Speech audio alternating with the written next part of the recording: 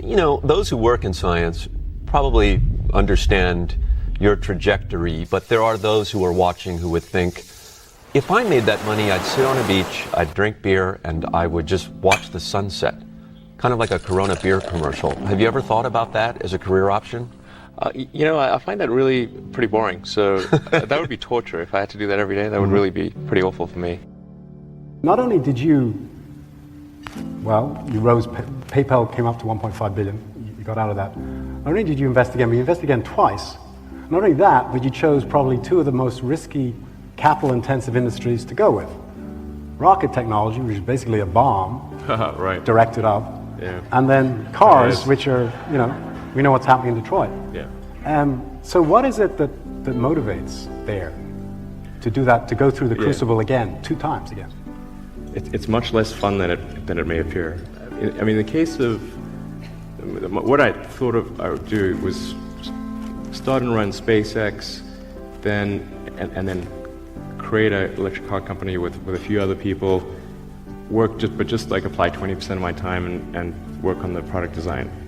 Because I'm like, my main thing is engineering and design. So that was an illusion.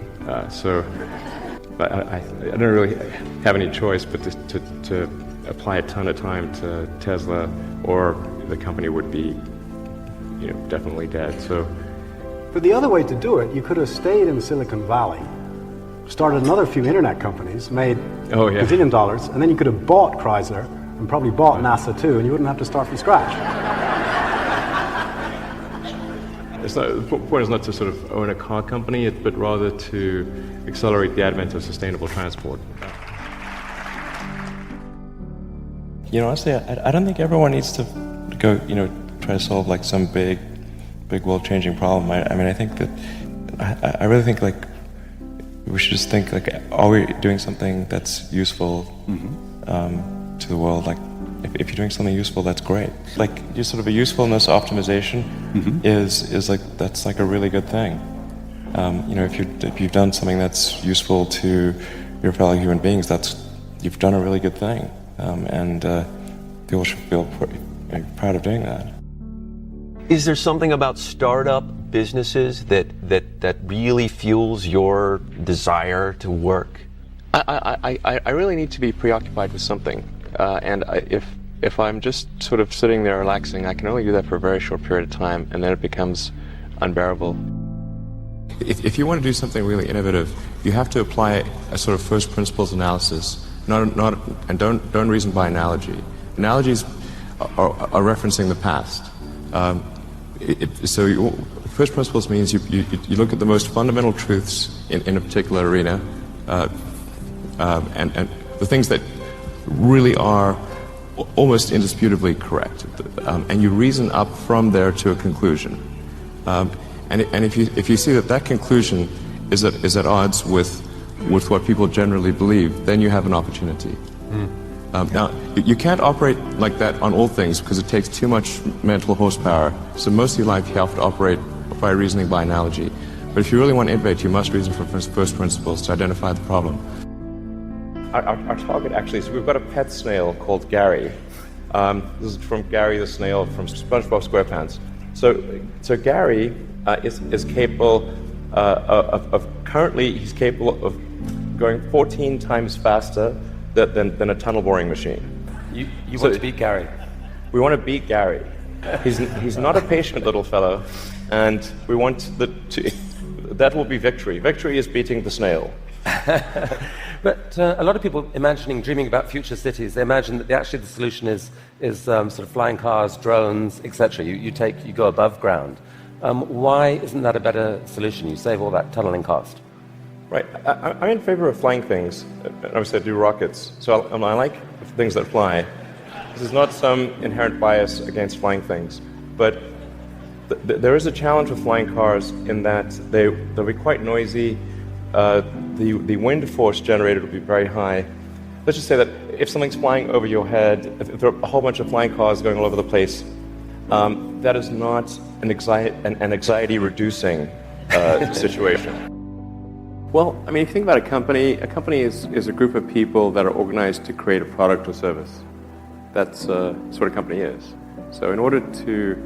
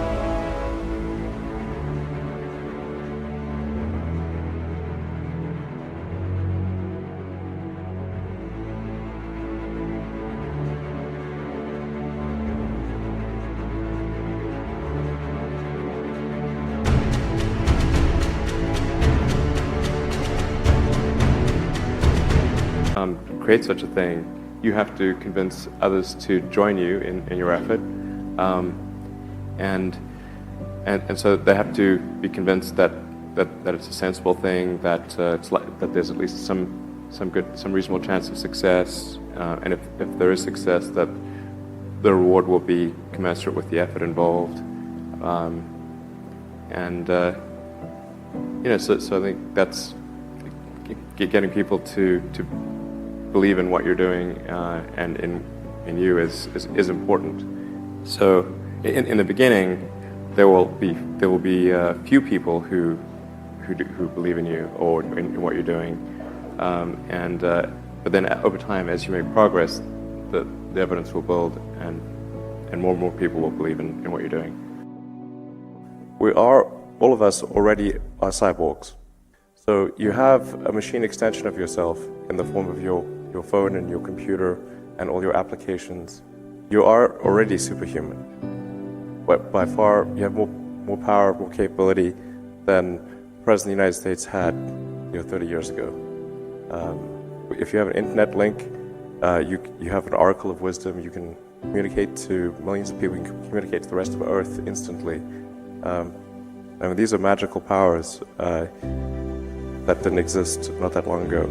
So everyone is already superhuman and a cyborg.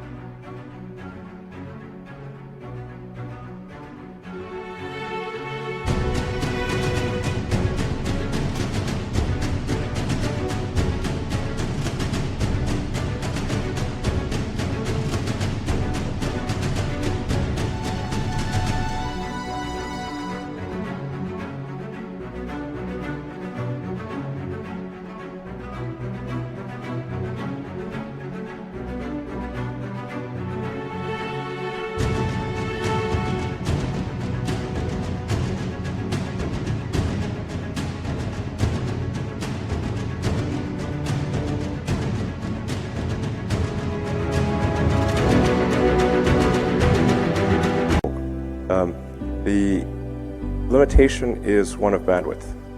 So we're bandwidth constrained, particularly on output. Our input is much better, but our output is extremely slow. The point of a company is to create useful products and services.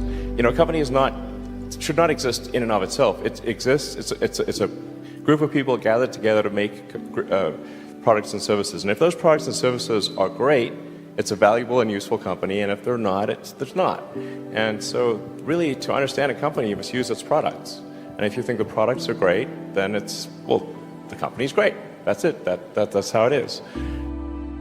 I think sometimes people fret a bit too much about short-term things, which are clearly just just bumps in the road type of thing, where there might be a supplier shortage or some shutdown in some part of the world. But really, those things are clearly just kind of one-off items and don't really matter for the long term. So I guess sometimes people fret a little bit too much about this quarter or that quarter. But if you're a shareholder, a company is really like the net present value of future cash flows. And so what is a, you know, 1/4 is not really a big deal. I think if you see people panicking, then instead of saying, oh man, my stock's gone down, there's a buying opportunity.